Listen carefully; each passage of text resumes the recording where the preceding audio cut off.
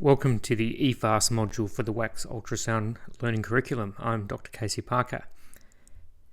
The FAST protocol is also known as the Focused Assessment of Sonography and Trauma, and this was originally developed to detect hemoperitoneum in unstable trauma patients.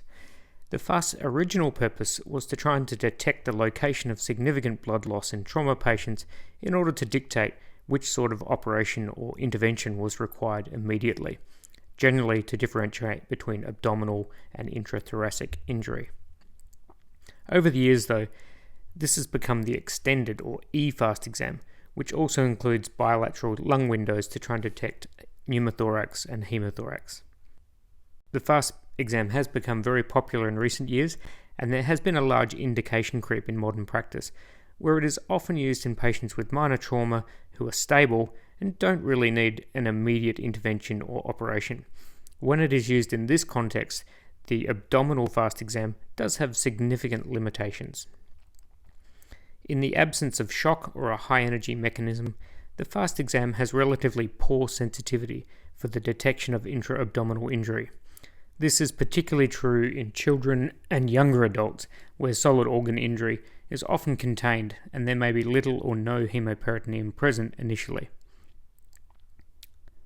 Although formal abdominal ultrasound remains the first-line imaging in children with abdominal trauma, this needs to be differentiated from clinician-performed FAST exam, which does not specifically attempt to directly identify solid organ injuries. Therefore, it is important for clinicians to recognize the limitations and not rely on FAST examination to rule out abdominal injury. There typically needs to be several hundred milliliters of fluid within the peritoneum before we can reliably detect it on a FAST exam. As we know, modern trauma management is largely dependent upon CT imaging in patients with significant mechanisms of injury. The role of the FAST exam needs to be understood in the context of the situation, the trauma, and the geography of the patient. Whilst a positive FAST exam may be especially useful in determining the subsequent management and retrieval of an injured patient, a negative FAST exam has much less practical utility in most cases. The majority of patients with significant mechanisms of injury will still require retrieval or CT scanning in order to exclude significant bony injuries, which the FAST exam cannot do. Having said that, the thoracic components of the FAST exam, that is, the detection of pneumothorax and hemothorax, and to some extent pericardial effusions, do have more clinical reliability and application in patients with potential chest injuries. So we need to be aware that each component of the FAST protocol has its own diagnostic characteristics and utility in the early management of the traumatic injured patient. So when thinking about FAST studies, I like to think of it not as one but as three separate studies. The first being the abdominal and pelvic views, which are really aimed at detecting peritoneal fluid. The second being the pericardial view, aimed at looking for hemopericardium and potentially tamponade. And the third are the lung windows, which have very good sensitivity for detecting pneumothorax and hemothorax. Okay. Here's a pro forma which takes you through each of the components of the FAST exam. We're going to run through these one at a time. We'll talk about the standard views, where to look for abnormalities, and some of the pitfalls that you may encounter.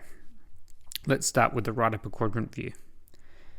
So in the right upper quadrant, fluid usually collects in Morrison's pouch, which is the virtual space between the anterior edge of the kidney on the right and the liver. You also can use this window to look up at the diaphragm and through into the base of the lungs to look for a hemopneumothorax. This is the most sensitive view to detect intraperitoneal fluid in a supine trauma patient, and you can actually improve the sensitivity by doing a slight head down tilt to make the fluid roll up into that paracolic gutter and try and expand the space. So 5 minutes of head down tilt can be useful. So here's an example of a positive. As you can see here, we've got the liver, we have the kidney, which lays on top of the psoas muscles, and there's a very small but obvious black fluid pocket just there at the anterior border of the kidney. Now, there's bowel gas here, and this is one of the main problems with the right upper quadrant view is we often get bowel gas. and it can really obscure especially the inferior pole of the right kidney, and that can make it hard to see small amounts of fluid in this paragutter along the side here. So it can be useful to move the probe laterally or even right around to the posterior side to try and get a look back up through the kidney and get away from that bowel gas to try and detect small amounts of fluid in there. Here's a more obvious fast exam. So as you can see, here's the liver and here is the kidney, and clearly there is a moderate volume of fluid which probably measures a centimeter, 1.5 centimeters, and you can see that tracking down into the peritoneum proper. So this is a clear positive fast here. Now when we look at the right upper quadrant, we also like to angle the probe up into the thorax to try and get a look at the right posterior costophrenic angle. Now on this side of the screen here, we have a normal right upper quadrant view where you can see the liver, you can see the right echogenic diaphragm, and then what you can see above the diaphragm is a mirror artifact. So you're seeing a mirror image of the liver above the diaphragm. And this is completely normal. This is what we expect to see. And if you look closely, you can even see the mirror images of the little ducts within that mirror image. So that is what we expect to see. Now I also want you to look at the vertebral bodies, which are the right echogenic things just behind the liver. And you can see that once they hit the diaphragm, you can no longer see any more vertebral bodies above the diaphragm. So this is what we call a negative spine sign. However, if you look at the image on the right of the screen here, you'll see there's the liver, and you can see the vertebral bodies at the bottom of the screen, but they continue up into the chest, and you can see a anechoic black pleural effusion, and obviously sound travels through that quite nicely, so we don't have a mirror artifact, and we actually can see the spine going north of the diaphragm. So this is called a positive spine sign, and this is consistent with fluid in that posterior costophrenic angle. In the context of trauma, this is most likely blood. Alright, let's move on to the left upper quadrant view.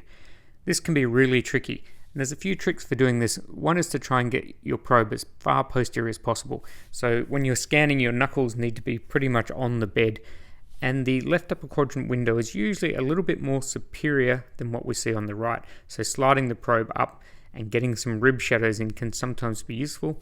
You may need to angle the probe to try and get in between the ribs to get a good look. Let's have a look.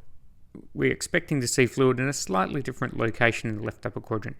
It doesn't tend to track as much between the kidney and the spleen, but more goes up over the top of the spleen around onto the diaphragm. Now, if you were to see this one, I don't think any of us would have a problem in recognizing a large amount of free fluid. So this is a huge hemoperitoneum, which is probably in the order of volumes, liters, maybe 4 or 5 liters, who knows. And we can see, importantly, that not all fluid is completely black. You can see that the more anterior part of this fluid is very anechoic and black, but when you look down here, you can actually see quite a lot of echogenic material, which is partially clotted blood floating within that fluid. So be aware that not all fluid is completely black when you're doing a fast exam. And particularly in the presence of hyperacute bleeding or clot, it can actually look very echogenic and look very similar in echogenicity to the surrounding bowel or solid organs. Now there are a few false positives to think about here as well. This is a left upper quadrant view. As you can see here, we have the spleen.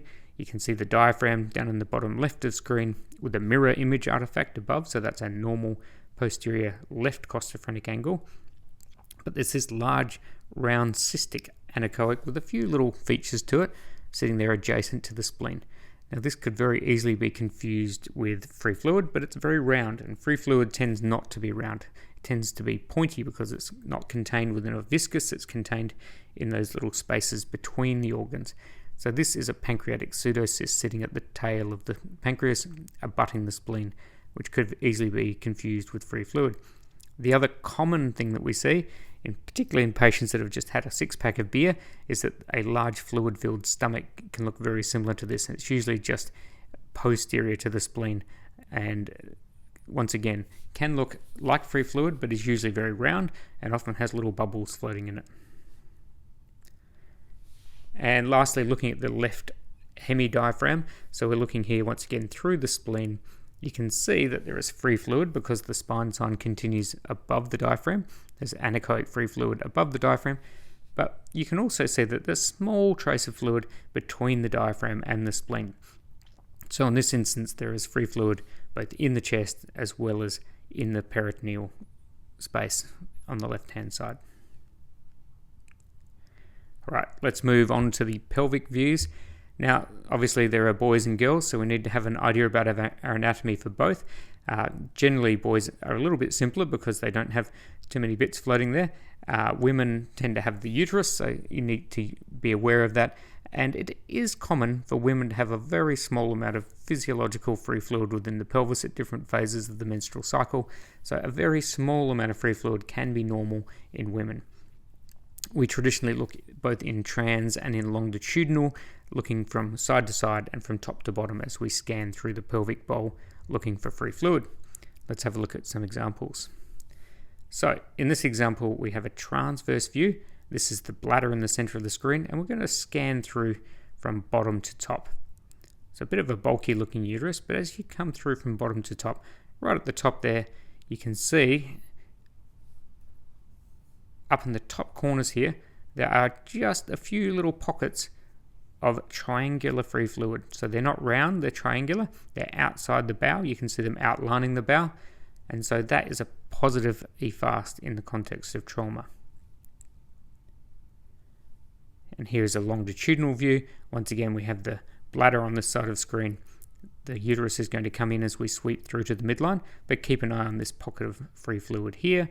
And you can see that it is, once again, not round, it's pointy in shape, and it's clearly outlining the bowel. So this would be a positive for free fluid in the pelvic FAST scan.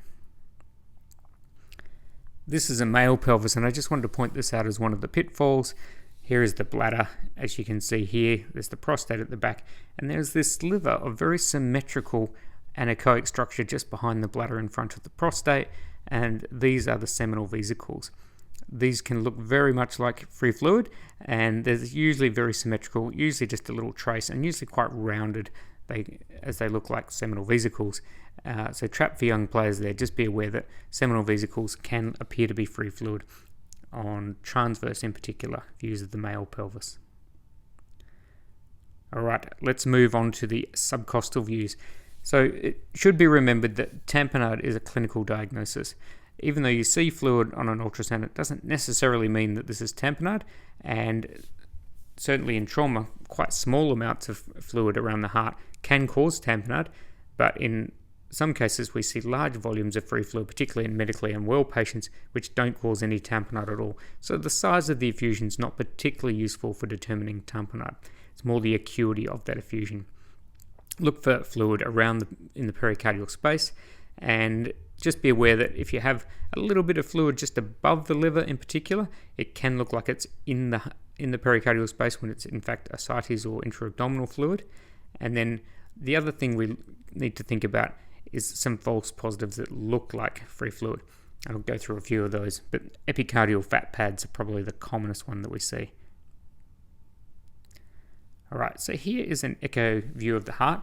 This is a subxiphoid view, so at the top of the screen we have the liver, we have the diaphragm with the pericardial reflection just here, and you can see this is the right ventricle at the top of the screen, the left ventricle over here, and there is a little sliver of fluid there. It's only a few millimeters, and to my eye, that is almost within the realms of normal physiology. What we really want to know is, does that fluid collapse? Does it go away altogether in diastole? So as the right ventricle fills in diastole, if that fluid completely disappears, then that is physiological amount of free fluid. This one doesn't quite disappear, but looking at that right ventricle, it appears to be functioning very well, and I can't see any evidence of collapse of the right ventricle. So it may be a very small effusion, but I can't see any clear evidence of tamponade on this view. So once again, you need to look at the patient and look at the numbers and decide, is this true tamponade or not? As opposed to this one, so here is once again subxiphoid view, liver at the top of the screen. Moderate size free fluid, and you can see that it's a few centimeters maybe if you measure it there. And this one, the right ventricle is definitely collapsing. It's doing the trampoline thing with the right atrium here and the right ventricle collapsing as each goes through its diastolic phase. So you get this bouncing appearance, and that is consistent with sonographic tamponade. You'd still need to look at the patient and see if they had clinical evidence of collapse as well, but this would be one that I'd be much more worried about, especially in the context of trauma, because this could be heading towards a pericardiocentesis soon if the patient becomes unstable. I just wanted to show you a couple of medical effusions. So this is a relatively large effusion, but as you can see in this situation, the effusion's not black. It's got a lot of stuff in it. It's echogenic. It's got these cobwebs floating in it. And as you can see, this is the liver. Here's the peritoneal, here's the epicardial reflection, but there's no real fluid here at the bottom of the heart. All the fluid is around here on the lateral or left side of the heart, which is a bit unusual. We don't tend to see that in acute trauma because this is the most dependent part closest to the probe when we're looking from below. You can also see that there is actually a little trace of fluid just there between the liver and the heart. So that's actually peritoneal fluid that you're seeing there. This is a patient with severe uremia who has a chronic effusion, and looking at that heart, it's actually beating not too bad. It's not the best heart in the world, but I can't really see much RV collapse. So I don't think that this is going to be causing any tamponade at this point. And here's another view. This is a parasternal long axis view. Now, those of you that are happy with other views of the heart, this is certainly one good way for looking for a pericardial effusion. And this is a good way for differentiating between pericardial and pleural fluid, which can be a little bit confusing at times. So once again, we've got this pericardial fluid surrounding the heart here and coming around here. You can see this very bright white line here is the pericardium. And this circle here is the descending aorta. Now this is the key for working out what's pleural and what's pericardial. So if the fluid comes along here and goes in between the heart and the descending aorta, as it does in this case, then that is pericardial fluid. Whereas fluid that comes around the back here, tracks and goes behind the aorta, that is pleural fluid. Now you can of course have both, as I think this patient may have a little, but look at that line and see if the fluid reflects back up there, because that's where the pericardium attaches to the great vessels there, and pericardial fluid shouldn't extend back around behind the heart. Okay, we're going to spend a bit more time on lungs, because lungs is probably the most useful part of the FAST exam, particularly when doing it in remote areas where we have limited access to other imaging. Now, I'm going to run through a bit of an algorithm first, because I think this is something that can be very confusing and something that we need to sort of understand. And you can get this wrong if you're not really careful. So let's start by looking at some lung decision making. I should say that when you start doing lung ultrasound, when you're looking for pneumothorax, in trauma patients, we're always looking at the anterior part of the chest. Now, when the patient's laying supine on their back, the anterior part of the chest is the bit closest to the ceiling. So we're not looking at the clavicles, because that's typically not the most anterior part of the chest. We're usually looking further down, the bit that's closest to the ceiling. And that's where air tends to accumulate if there is a pneumothorax. So that's where I suggest that you start your scan. You do need to scan the whole anterior surface of the lung, but that's the spot where you're most likely to see air, is where it's closest to the ceiling. So we put the probe on, we put the pleural line pretty much in the center of the screen, and then we ask ourselves the question, is there any lung sliding at that point? And if you see lung sliding, then you can say, and I'll show you an example, this is lung sliding. So you've got a nice rib here, another rib here, this is the pleural line here, and you can clearly see that lung sliding back and forth, the trail of ants going back and forth, so you know that there's no pneumothorax at that point on the lung surface. It doesn't tell you anything about the next rib space down. That's why you need to examine all of that anterior surface of the lung. Okay, so lung sliding, yes, no pneumothorax at that point. We're happy for now. So you keep moving. If you find a point where there's no lung sliding, then that's where you need to start asking yourself more questions. The first question you should ask is there a lung pulse? Now, lung pulse is not something that's in most algorithms, but I think particularly in the patient who's intubated, it's a very useful sign to look for. So lung pulse is essentially a little shimmering movement of that pleural surface, but instead of shimmering in time with respiration at sort of 12 or 15 or whatever per minute, it shimmers in time with the heart's contraction. So it's the heart slamming into the pleura and making it shimmer a little bit. And it should go at the same rate as the pulse oximeter that's going off in the background. So beep, beep, beep. You're going to see little shimmering artifacts of movement, or you may actually see the heart itself moving through the pleural line. And if you see that, then that tells me that if there's no sliding, but there is movement of the pleura because of the heart beating, that tells me that the lung is in fact inflated, but for some reason it's not being adequately ventilated, so that pleural line's not sliding. And in the context of intubation and trauma, the commonest reason for that would be that you've done a one lung intubation, it's down the right main, and you need to pull back your ETT because you're not ventilating typically the left lung. You can also see this in patients with ARDS or severe pneumonia, where that lung is just so sick that it's not actually moving because it's completely non-ventilated because it's full of mucus and pus. So that is also something to think about. So stop there. But let's go on with our algorithm. We've found a point in the lung where there's no sliding. We can't see a lung post that's completely static A-line, so there's no movement whatsoever. The next thing to do is to move your probe and go searching for what's called a lung point. We'll come to an example of that in a moment. So what a lung point is where it transitions from completely static A-lines to when you start seeing the sliding come back in and out again. And so when we do our scan, traditionally I start from the most anterior part of the chest until I find a non-sliding part of lung, and then I like to slide the probe laterally down towards the bed to try and identify where that lung comes back in contact again. Because if we see a clear lung point, then this is 100% sensitive and specific for a pneumothorax. You've confirmed that diagnosis.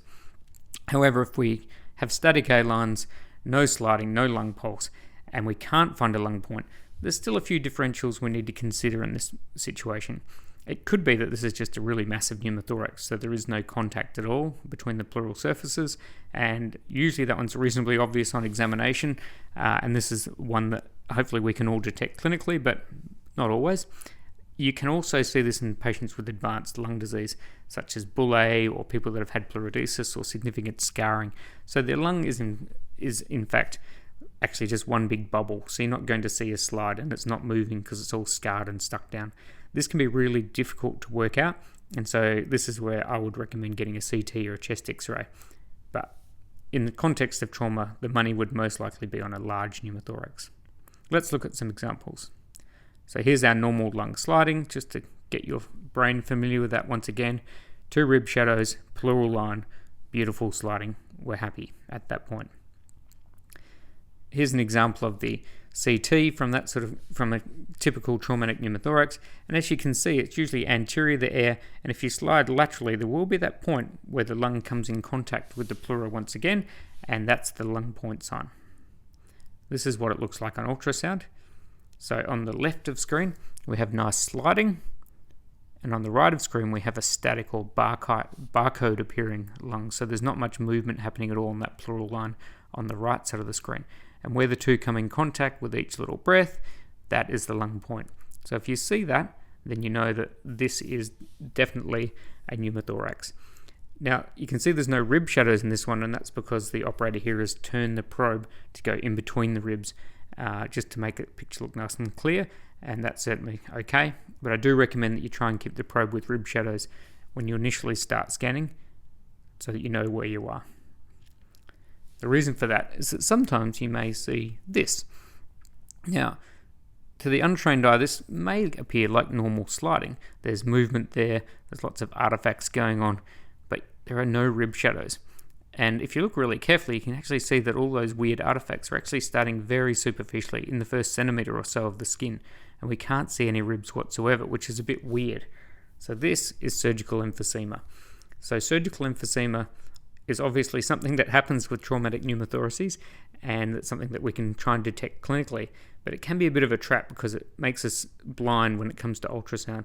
So you just have to be really disciplined to make sure you see rib shadows before you call this as sliding, because this is not sliding. This is pseudo-sliding in a patient with surgical emphysema. Obviously, if you've got surgical emphysema, then the risk of a pneumothorax is incredibly high, and I'd move straight on to another form of imaging.